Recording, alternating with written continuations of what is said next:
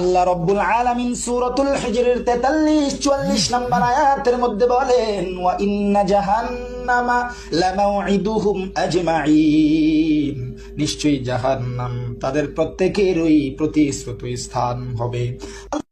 এ বন্ধু, হাফিজুরের দালালি ছাড়ো। আল্লাহ তাআলা এত নাজ নেয়ামত দান করছে, এত সুন্দর কণ্ঠদান করছে, কারো দালালি করার জন্য না, একমাত্র জন্য বলি, কারো দালালি করার দরকার নাই, কারো সুর নকল করার দরকার নাই। আল্লাহ তোমার যে সুর দিছে ওই সুরটা নিয়ে সন্তুষ্ট থাকো। এরে তুই যে আমারে নসিহত করলি, তোর গলায় তো হাফিজুরের আওয়াজ শোনা যায়। তুইও তো হাফিজুরের দালালি কইরা কইরা আরেকজন রে নসিহত দেস না না,